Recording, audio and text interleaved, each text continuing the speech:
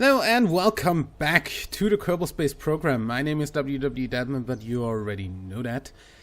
What the... Toolbar plugin update available. Duh! I can't right click to dismiss. Cause that's probably a thing that's just... What the fuck? Every time I right click, I get set onto the VUB. Okay, anyway. Of course there's an update available for the toolbar for fucking 0.25. Not this version of the game. Can I do it here? Yes, thank you. Okay. In any way, as you just saw, we have assembled our SPP, and we've got 24 days to go until we need to burn out of Kerbal Sphere of Influence. Actually, I should have probably gone over to the ship and see how much Delta V actually is left in the outer tanks here. Fly that thing for a second. Because I'd definitely like to know how much Delta V we have currently. Also, I definitely need to stop the crossfeed between the tug and the main ship. Okay, you're taking a while to load.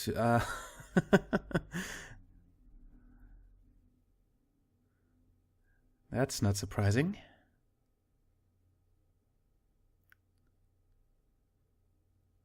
Okay. So, we want to disable the cross... Would you stop? Thank you. Disable the crossfeed. There we go. Okay, Delta V current thing here. Stage fucking 0. Oh god. I want my outer engines to be in the first stage here, if possible. Just so Kerbal fucking hell, really? Just a Kerbal engine you knows what it's doing. Okay. Stage fucking 4, 2000. Okay, then I'd like those to be in here.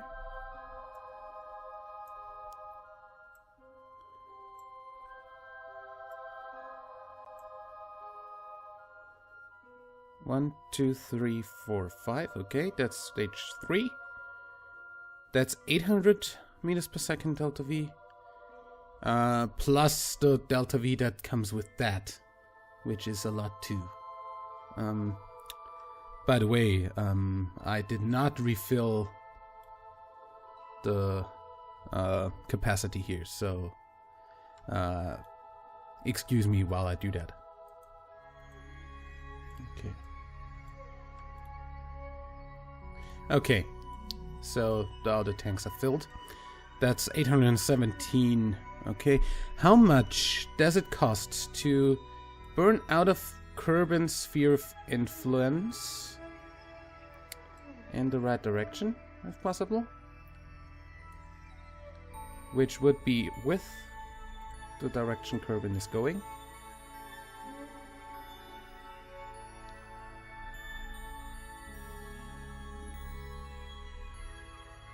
Okay, how much does that cost?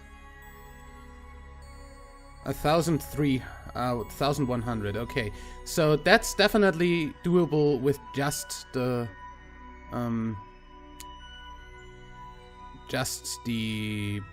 fuel in the tug right now.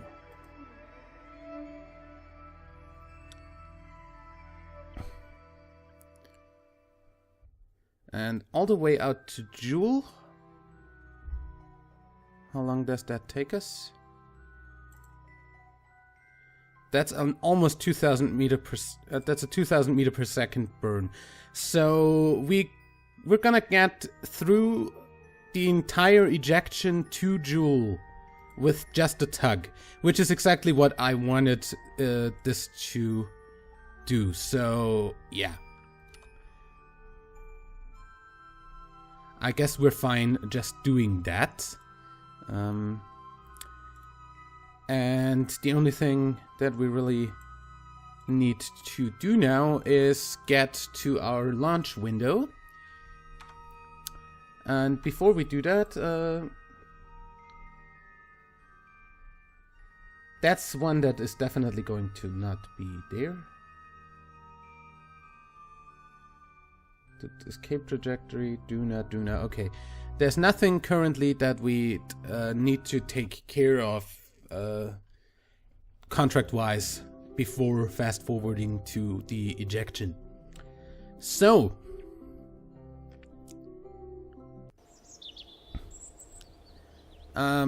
let's just have a look here.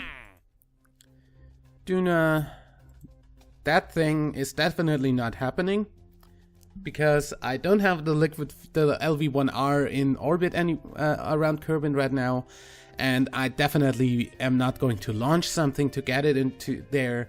We're gonna lose 82,000 funds, but I don't give a single fuck. Look at Gene Kerman's face while I cancel this contract.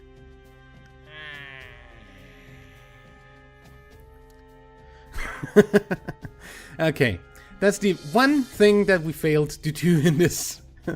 Okay, I should have never actually accepted that contract because it wasn't even interesting anymore. Okay, plant flag on Duna, explore Eve, explore Gilly, explore Jool, cluster in Duna, escape, and separator landed on Duna. Everything doable. Plant a flag on the moon. Science from around Ike. Science from around Kerbal. Science from around Minmus. Those are all free. I don't even want to do it anymore. Flight over Kerbal. Nope. Advanced engine in flight over Kerbal. Nope. Stack separator. Suborbital trajectory. Nope. Escapes. Test launch escape system in flight over Duna?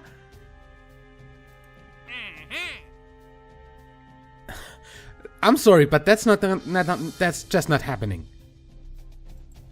And orbiting Ike.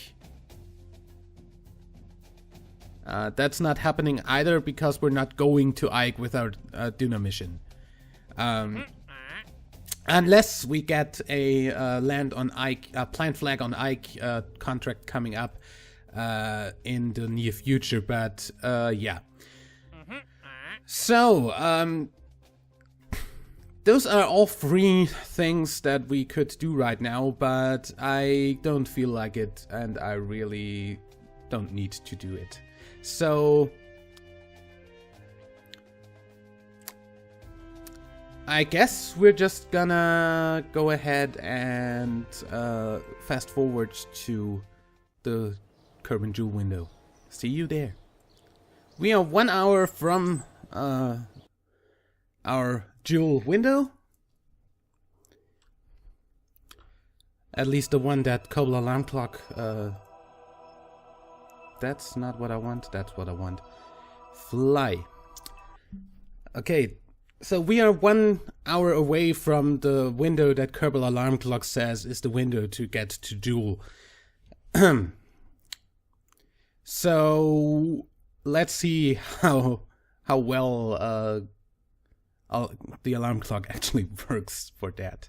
It did work quite well for Duna and Eve, so I expect a pretty solid transfer to Jool right about now. What is that thing there? Oh, that's the failed contract. The one that I cancelled.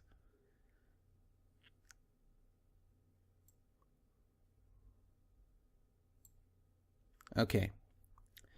So, this monstrosity needs to burn right about...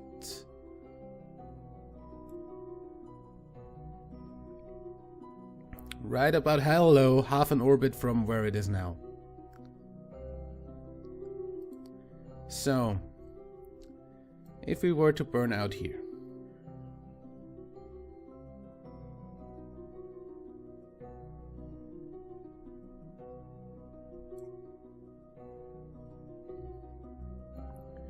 And then burn out to Jool.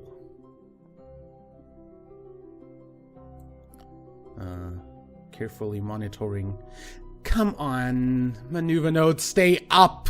Stay the fuck up! And stop zooming when I stop scrolling! Oh, come on, game, really? Sometimes.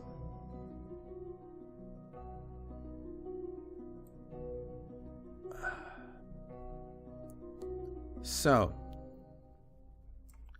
Boom! Encounter. We can do everything else pretty much when we're there. So now... That's not even 2000.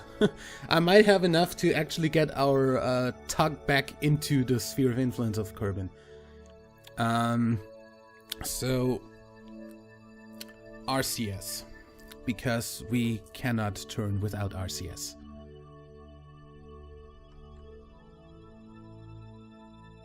And then say goodbye to the SAS for the time this thing turns, because I don't want it to counteract the turning.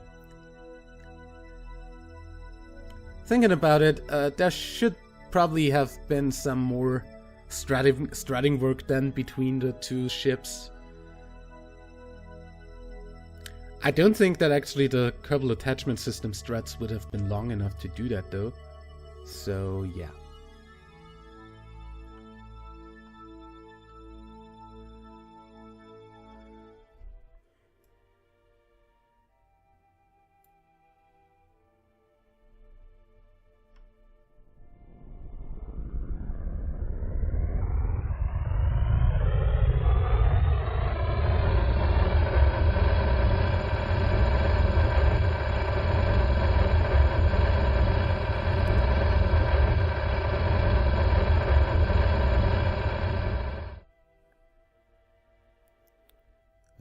Okay, there's our encounter with Jool.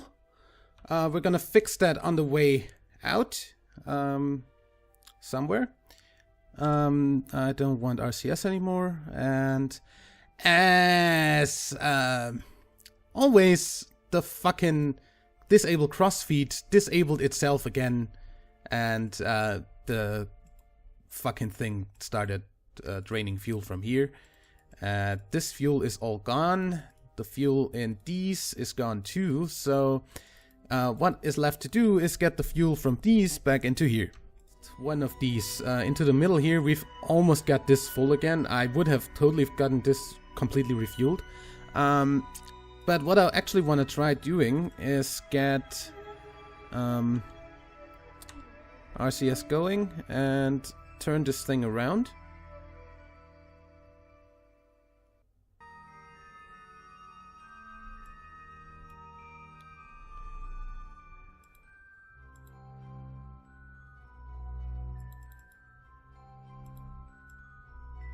And undock as soon as we are retrograde.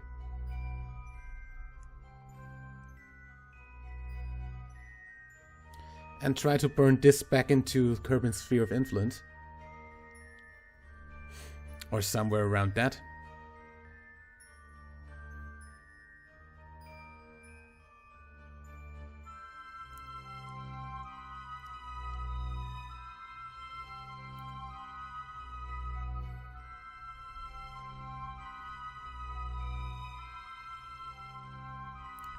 And 3, 2, 1, undock.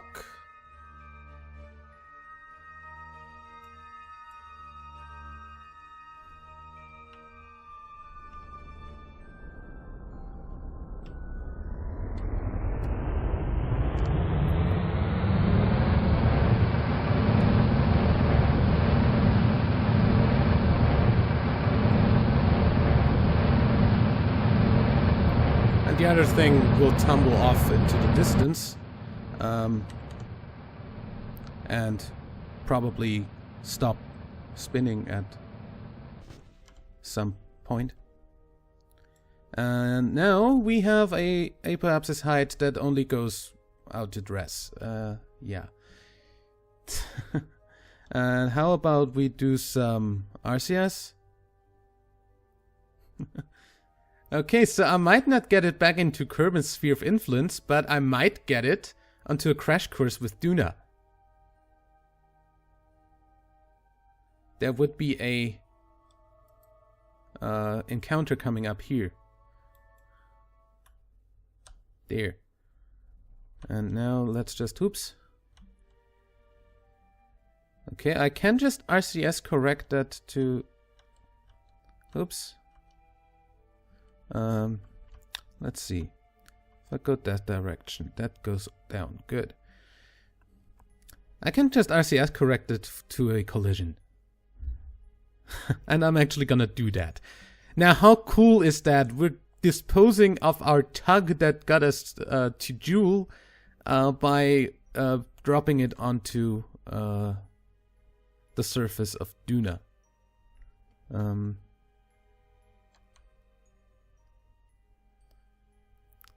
Okay, correction here. Okay.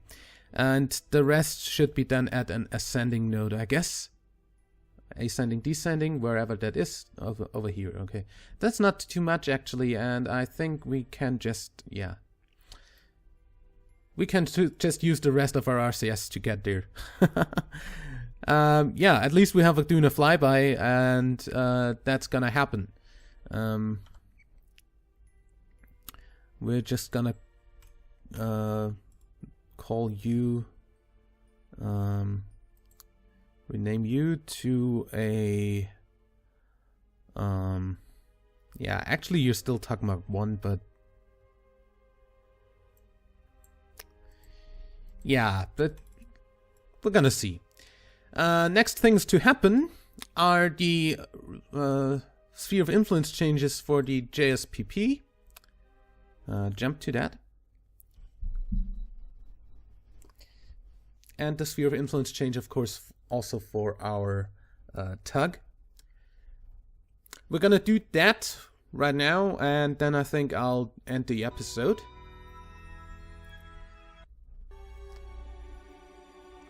Disposing of our tug in Duna. That it's amazing that that encounter just happens to be there. Oh look, moon. So this is our thingy here. What I'm gonna do now, if it lets me, I'm gonna activate these engines. So that, come on, we can always burn when we need to. Come on.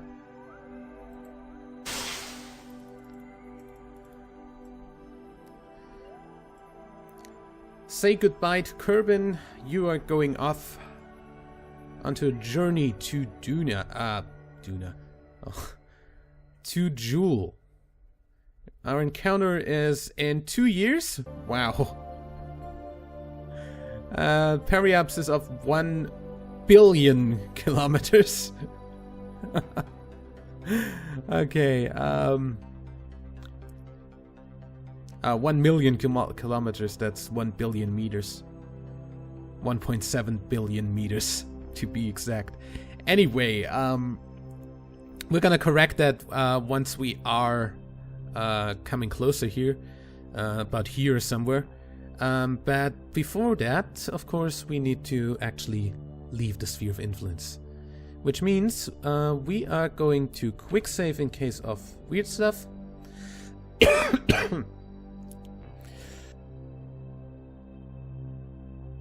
Sorry that I didn't mute myself immediately there. I have a mute button on my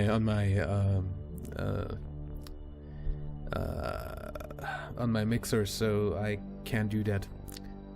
Sorry that I failed to do that immediately. In any way, we're going to F5 here in case of weird stuff happening. I don't know if I already did that, but hey. Then we're gonna F2 to go into pretty mode, and then we're gonna not use that, but that. And look at Kerbal going away at 100 times speed. That's actually our tug, I think.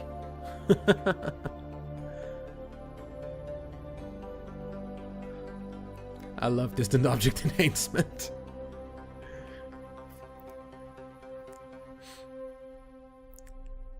Yeah.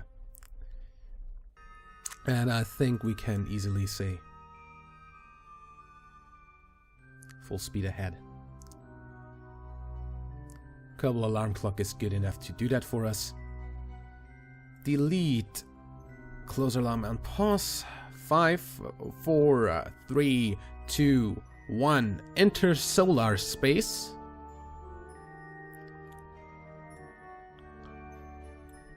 Interplanetary space. We have entered interplanetary space. We are still on a trajectory to Jool. That is nice. Now, I do want to warp away from Kerbal a little bit more, let's say,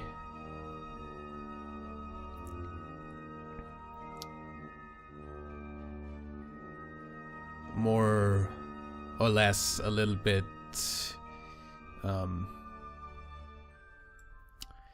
slower, because I don't want to accidentally get back into the sphere of influence and fuck up my maneuver.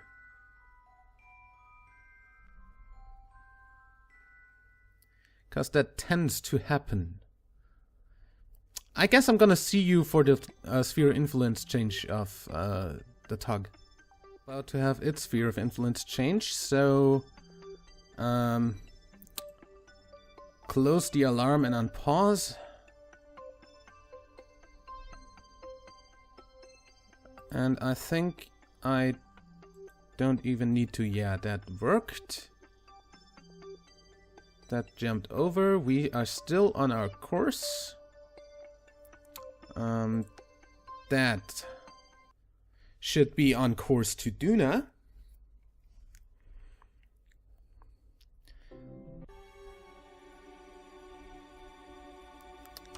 Map mode. Yes, that has an encounter with Duna in 2 years. Those are just a mere half year apart. Okay, that's more like a quarter year on Kerbal years. So, yeah. Kerbal Duna window is also in 1 year and 70 days. That's the next mission after finishing the Eve and Gilly mission. I do wanna as well get this a little bit out of the general vicinity of Kerbal. I'm gonna F5 here in case of weird stuff happening. I don't wanna lose my encounter with the planet. And time warping in the general vicinity of a planet can always fuck up your encounters. So we don't want that happening. In any way, I will see you in the next episode for the arrival of the Aglo ship at Eve and aerobraking, landing on Eve, landing on Gilly. All of that in the next episode. Till then, I'd say like and favorite if you enjoyed, subscribe for more, and until next time, I'm WWEdeadman. Bye!